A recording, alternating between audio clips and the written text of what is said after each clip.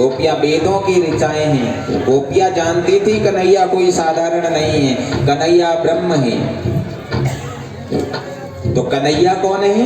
कन्हैया ब्रह्म है। और ये गोपबाल कौन है? गोपबाल संसार है।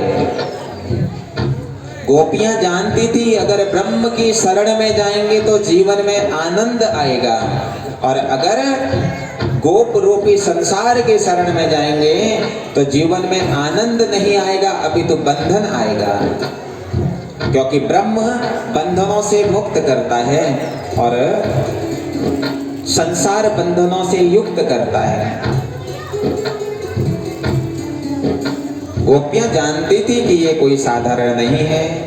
वत्सान मुंचत क्वचिद समये क्रोध संजात हासा स्तेयं स्वादत्य दधिपयः कल्पते स्तेय योगी भरखान भोक्षन् विभिञ्जन्ति सा चोननन्ति भण्डवोपम् द्रव्यलाभे च गृहकुपितो यातु प्राकेश्य गोखान्। गोपियां जानती थी कि अगर हम कन्हैया के दर पर जाएंगे तो हमारा कल्याण होगा, और संसार के शरण में जाएंगे तो बंधनों से युक्त होगा। क्योंकि अगर यह जीवन अगर गोविंद को समर्पित कर दिया जाता है तो जीवन धन्य हो जाता है।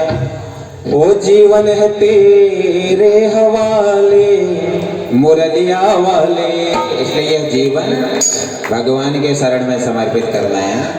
संसार को दोगे तो बंधन बढ़ेंगे, गोविंद को दोगे बंधन मुक्त होंगे। जीवन है तेरे हवाले मुरलिया वाले, जीवन है तेरे हवाले मुरलिया वाले, जीवन है तेरे हवाले मुरलिया वाले, जीवन है तेरे हवाले मुरलिया वाले, प्यारे मुरलिया वाले मांगे मुरलिया वाले, प्यारे मुरलिया वाले मांगे मुरलिया वाले, प्यारे मुरलिया वाले मांगे मुरलिया वाले, प्यारे मुरलिया वाले मांगे मुरलिया वाले, जीवन है तेरे हवाले मुरलिया वाले, जीवन तेरे हवाले मुरलिया वाले।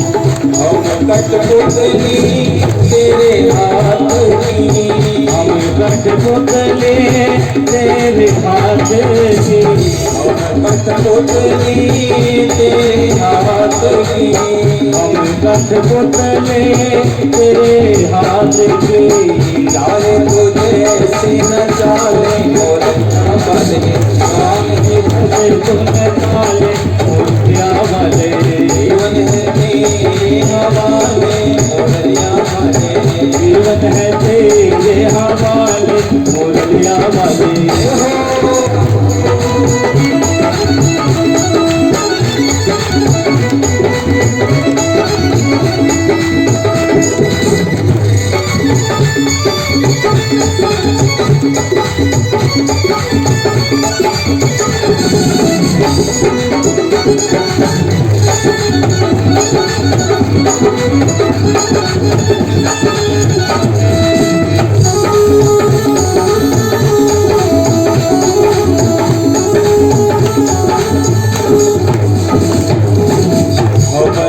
बंसी तेरे अधरों की, हम है बंसी तेरे अधरों के, हम है बंसी तेरे अधरों की, हम है बंसी तेरे अधरों के,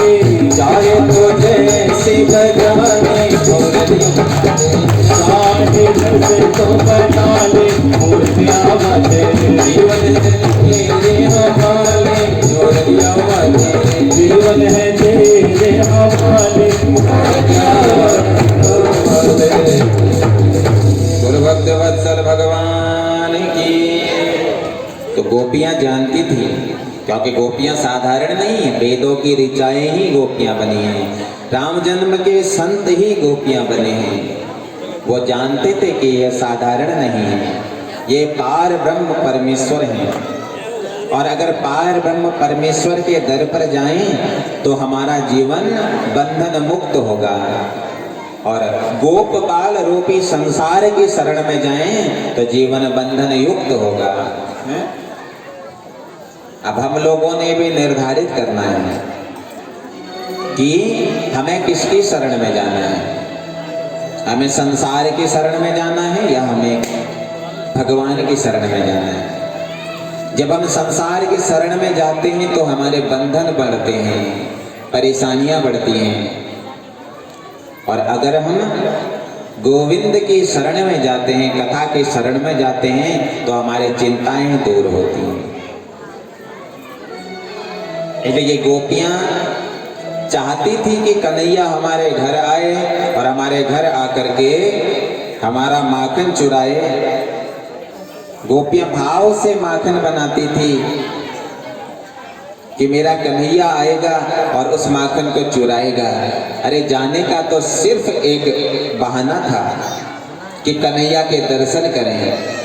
कन्हैया के दर्शन करने के लिए ये गोपियां कन्हैया जाया करती थी,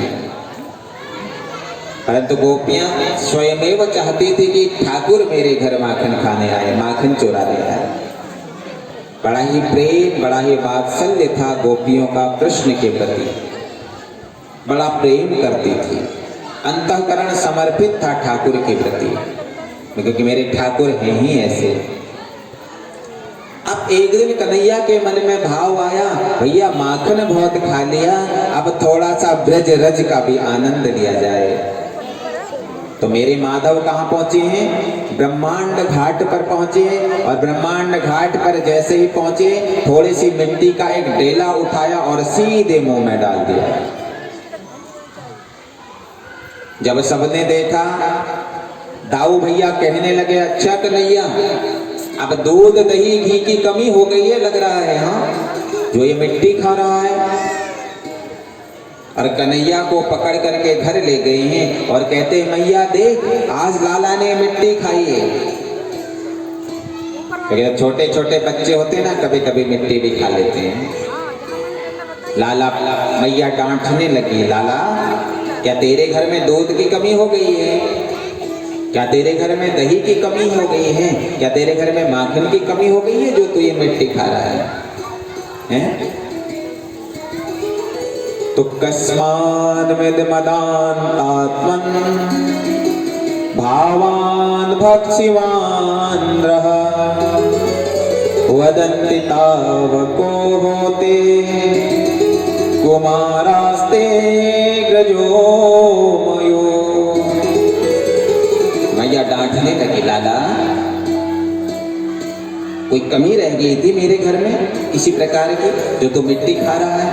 तो कहता है, मैया मैंने मिट्टी नहीं खाई, नाहि भक्षन्वानम्बम सर्वे मिथ्या विशासिनः यदि सत्य गिरस्ताहि समक्षम पश्य मे मुखम। मैया ये सब झूठ बोल रहे हैं, मैं मिट्टी क्यों खाऊंगा? मैया क्या मेरे घर में दूध दही की कमी है क्या? अरे ये तो सब झूठ बोल रहे हैं। मैया बोलने लगे, सबसे सत्यवादी तो तू ही है ना, है? अब मैया अगर तू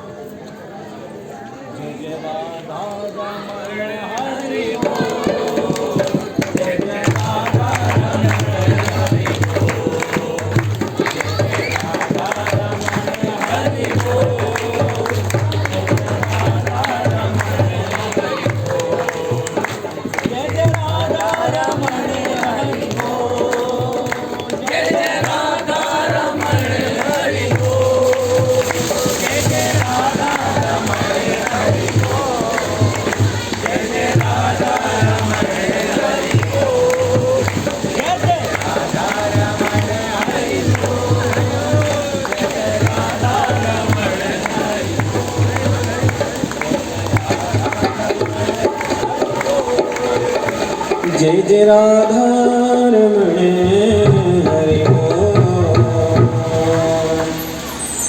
मैया ये सब झूठ बोल रहे हैं, मैं मिट्टी क्यों खाऊंगा? अगर तुझे फिर भी यकीन नहीं आता तो मेरा मुंह देख ले। और जैसे ही कन्हैया ने मुख खोल करके दिखाया तो मैया अचंभित हो गई। सारा ब्रह्मांड मैया को लाला ने अपने मुख में ही दिखा दिया। संपूर्ण सृष्टि लाला ने अपने मुंह में ही मैया को दिखा दी। और मैया यह देख करके भयभीत हो गई कि ये मैं लाला के मुख में क्या देख रही हूँ। और उसी समय लाला ने अपनी माया समेट दी। जैसे ही माया समेटी वैसे ही मैया सब कुछ भूल गई और मैया कहने लगी, हाँ लाला, तूने माखन नहीं खाया है, तूने मिट्टी नहीं खाई है। तो लाला कहता, मैया ये तो मैं बहुत पहले से तुम्हें समझाने में लगा था, लेकिन तुम समझ ही नहीं पाए। तो अनेक प्रकार की लीलाएं मेरे गोविंद करने लगे हैं। एक बार गोविंद के मन में भाव आया कि चलो अब कुछ और लीला की जाए। तो अपने मित्रों के साथ जा रहे थे महाराज कि एक गोपी ने कहा कि यशोदा मैया कहती है कि मेरा लाला माखन नहीं चुराता है? तो क्या किया, गोपियों ने एक मटकी लटका दी और उस मटकी पर माखन भर दिया और उस मटकी से कुछ दूर में एक घंटी बांध दी।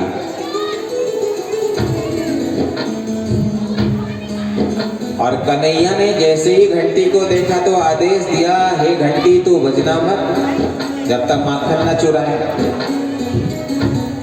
तो कन्हैया ने सब गोप बालों को माखन खिलाया है और जैसे ही कन्हैया भोग लगाने लगे तो घंटी बज गई, टन टन टन टन।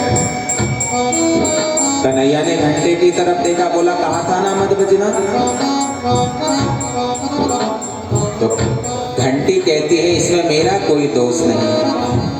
अरे जिस समय आपको स्नान कराया जाता है, जिस समय आपको भोग लगाया जाता है, उस समय तो मुझे बजना ही पड़ता है। घंटी कब कब बजानी चाहिए? कुछ लोग पूजा में बैठते हैं तो शुरू से टन टन टन टन। कब कब घंटी बजानी चाहिए? जब आप देवताओं को स्नान कराएं, स्नान के समय घंटी बजानी चाहिए। जब आप भोग लगाएं, भोग के समय घंटी बजाओ। और जब आप निराजन करो, आरती करो, उस समय घंटी बजाओ। ये नहीं बस घंटी मिली नहीं, बस बजाते रहो उसको। स्नान के समय, भोग के समय, आरती के समय ही घंटी बजानी चाहिए। भगवान को जब भोग लगाओ तो घंटी बजाओ। बिना घंटी के भगवान भोग ग्रहण करते ही नहीं। बिना घंटी के और बिना तुलसी के, दो चीजों की आवश्यकता होती है। जैसे प्रत्येक के घर में एक शंख और एक घंटी होनी चाहिए। सदग्रस्त वही है जिसके घर में शंख और घंटी हो। आजकल तो कोई शंख तो दूर हो गई, घंटी भी नहीं रखता। पंडित जी पूजा करने जाते हैं तो पंडित जी झोले में रख करके शंख ले जाते हैं, फिर वो बजाते हैं, फिर उसी को ले आते हैं। वास्तविक सदग्रस्त वो है जिसके घर में शंख घंट दोनों होनी चाहिए। जिस घर में शंख हो और नित नित शंख घोष होता रहे, उस घर की सारी नकारात्मक ऊर्जाएं दूर हो जाती हैं। घर में नकारात्मक ऊर्जाएं शंख ध्वनि से दूर हो जाती, क्योंकि शंख से जो वाइब्रेशन निकलती है, जो कंपन निकलती है, जो ध्वनि निकलती है, उस ध्वनि जब वह हमारे घर के दीवारों से टकराती है, उसके आसपास उस जितनी भी नकारात्मक चीजें घूम रही होती हैं वो सब दूर हो जाती है। इसलिए घर में शंख रखो, सुबह शाम बजाओ। बजाना नहीं आता तो सीखो। एक दो दिन थोड़ी मेहनत लगती है, फिर अपने आप बजना शुरू हो जाता है। एक शंख और एक घंटी सबके घर में होनी चाहिए। और जिस समय आप भगवान का भोग लगाएं उस समय से घंटी बजाई जाए। जिस समय भगवान की को स्नान कराएं उस समय घंटी बजे। जिस समय भगवान की आरती करें उस समय घंटी बजाओ। घंटी से निकलने वाली कंपन से भी हमारे घर में एक सकारात्मक चीजों का संचार होता है। इसलिए जिसके घर में शंख होता है और नित नित शंख घोष जिसके घर में होता है उसके घर के अंदर प्रवेश होने में मन को बड़ी शांति प्राप्त होती है। मन बड़ा शांत होता है। इसलिए घंटी ने भी कहा महाराज जब आपको भोग लगता है, आपको भोग लगते समय तो मुझे बजना बड़ा जरूरी हो जाता है, इसलिए मैं बजी। तो भगवान ने घंटी को आशीर्वाद दिया है। अनेक लीलाएं मेरे कन्हैया ने ब्रजभूमि में की हैं। एक बार एक गोपी अपने घर में लड्डू बना रही थी। बाहर गोपी का बच्चा खेल रहा था। कन्हैया ने गोपी के पुत्र से कहा क्या बात मैया क्या बना रही है? बोले मैया लड्डू बना रही है। बोले अच्छा, बोले तब तो तू लड्डू खाएगा फिर। अरे बोले मेरे लिए नहीं बना रही है। बोले तो किसके लिए बना रही है? बोले मामा जी के लिए बना रही है। मेरी मैया नैनीहाल जाने वाली है ना, तो नैनीहाल जाने के उपलक्ष्य में मामा जी के लिए लड्डू बना रही है। बोले तो तुझे नहीं मिलेगा? बोला नहीं मुझे नहीं मिलेगा। कन्हैया ने बोला अगर मैं तुझे लड्डू खिलवा दूं तो तू क्या करेगा? अरे बोला कन्हैया तू और मैं मित्र नहीं है क्या? बोला अच्छा चल तुझे एक काम करना होगा। बोले क्या? बोला देख तू जोर जोर से रोना प्रारंभ कर और तेरी मैया तो को छुपाने जब बाहर आएगी ना, मैं चुपचाप अंदर जाकर के 2-4 लड्डू चुरा लूंगा। 2 तू खाएगा 2 मैं खाऊंगा। बोले हाँ ठीक है। अब लाला जोर जोर से रोने लगा और मैया ने देखा कि मेरा लाला रो रहा है, तो मैया जैसे ही बाहर आई अवसर पाकर के लल्ला घर के अंदर चला गया कन्हैया और लड्डुओं को चुरा करके जब बाहर आ रहा था तो लाला को देख करके मैया का लाला भी हंसने लगा। मैया कहती है अभी तक तो तू रो रहा था, अब हंस क्यों रहा है? तो लाला कहता है कि लड्डुओं के लिए रो रहा था। बोला हंस क्यों रहा है? बोला लड्डू मिल गए हैं इसलिए हंस रहा हूँ। और सामने देखा कन्हैया हाथ में लड्डू लेकर के दूर चले गए। तो अनेक लीलाएं मेरे गोविंद ने ब्रजभूमि में करी हैं। और एक दिन की बात है महाराज, एकदा गृहदासीषु यशोदानंद गोहिनी कामात नियुक्तासु निर्मन्ये स्वयं दधी यानि यानि गीतानि तद्बाल चरितानि च दधी निर्मथने काले स्मरन्ति तत् गायते। एक दिन दीपावली का पुनीत पावन दिवस आया है। मैया ने प्रातः काल लल्ला को स्नान कराया, सुंदर से वस्त्र पहनाए और वस्त्र पहना करके मैया ने लाला को सुला दिया। और जब लाला सो गए तो मैया ने दास दासियों को बुलाया और सबको घर के काम सौंप दिए। कितनी दासियां हैं महाराज? 60,000 दासियां हैं। यशोदा के 60,000 दासियां हैं जो गृह कार्य किया करती हैं, लेकिन घर का जो भोजन प्रसादी है वो स्वयमेव यशोदा मैया बनाती है। एक बात याद रखना सज्जनों, घर में चाहे कितनी भी दास दासियां क्यों ना हो, लेकिन घर के चूल्हे का भोजन आप स्वयमेव बनाया करो। कपड़े धोने के लिए दासी रख लो, बर्तन मलने के लिए दासी रख लो, झाड़ू पोछे के लिए दासी रख लो, लेकिन भोजन खुद बनाओ, रसोई खुद बनाओ, हैं? स्वयमेव रसोई बनाओ। ये नहीं कि भोजन बनाने के लिए भी दास दासियां रखो। ये यशोदा मैया ने यहाँ पर हमको एक मार्ग दिखाया, एक उपदेश दिया। यशोदा मैया चाहती तो यशोदा मैया भी भोजन बनाने वाला कोई दास दासी रख लेती, लेकिन यशोदा मैया ने भोजन स्वयमेव बनाती थी। ये घर का भोजन खुद बनाओ, आप बर्तन मलवा लो, झाड़ू पोछा लगवा लो, कपड़े धुलवा लो, लेकिन अपना भोजन स्वयमेव बनाओ। क्योंकि भोजन बनाने में भाव की आवश्यकता होती है। जैसा भोजन बनाते समय भाव होगा वैसा ही जीवन बनेगा। न जाने वो दासी का क्या भाव है, वह भाव तुम्हारे उस भोजन में मिलेगा और वह तुम्हारे हृदय में जब उतरेगा वैसा ही तुम्हारा व्यवहार बनेगा। जब भोजन बनाते हो तो भाव से भोजन बनाना चाहिए, प्रेम से भोजन बनाना चाहिए, हैं?